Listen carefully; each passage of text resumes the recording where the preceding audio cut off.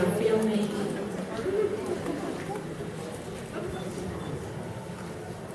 No, I think, well, I mean, I could be wrong.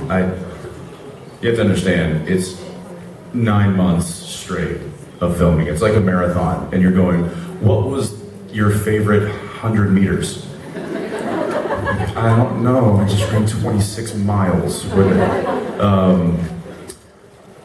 One comes to mind that resonates in my funny bank, and that is the scene.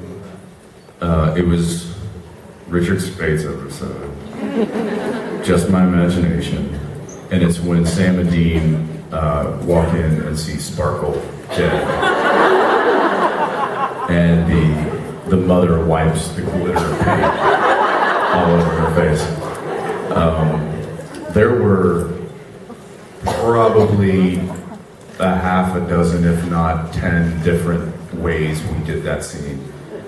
And it was because Nate, who is such a great comedic actor, was doing so many fun, cool, different things. And I was like, oh my gosh, we're doing sketch comedy here. This is like Saturday Night Live. So I just started riffing with him, and we did so many different takes of us doing so many different ways, different dialogue, different jokes, playing off like what he was doing, and then would change what I was doing. And that to me, I was like, I feel like I was just on Saturday Night Live. Like that's what it was, or doing some sort of like comedy. And then I was like, that would be so fun. I'll never get to do Saturday Night Live. Big dream of mine, just FYI. So anyway, that was probably one of the funnier scenes that I can remember in season 11 was that. The whole telling like, you guys, get in the shower, everybody, all of you, come on in, just the whole lot, get the gang in there, scrub down, don't drop the soap, but scrub down, do your thing. Yeah. That went a lot, that went so many different directions. Thank you. Hi. Hi. How are you? I'm fine. Okay, I really love the episode Just My Imagination.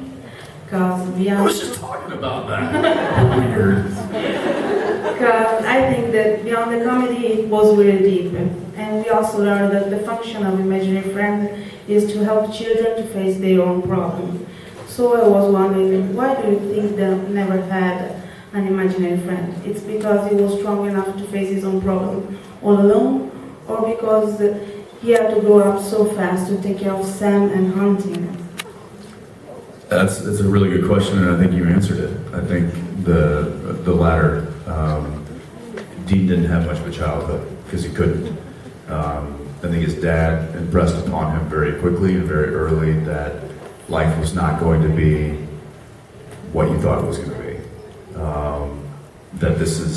That your childhood as you know it or as you thought it was going to be is not going to be. It's going to be worlds different. And so I think Dean did have to grow up very quickly, and I think it was either an accept or reject situation, and he obviously accepted it, and he said, okay, this is my life, this is what I'm going to do, I'm going to follow my father, and I'm going to learn from him, and I'm going to be his student and his apprentice. And so I think to have those kind of outlets, those imaginary friends, and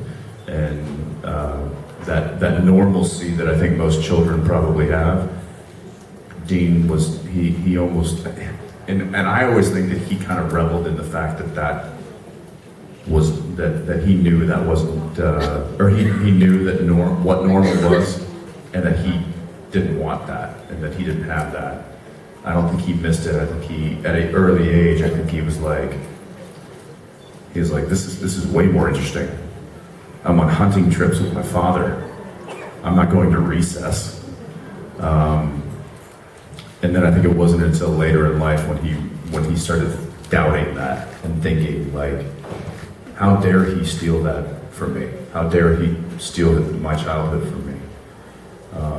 And I think that that's probably a conversation that he will have one day with his father, which I'd love to film that scene.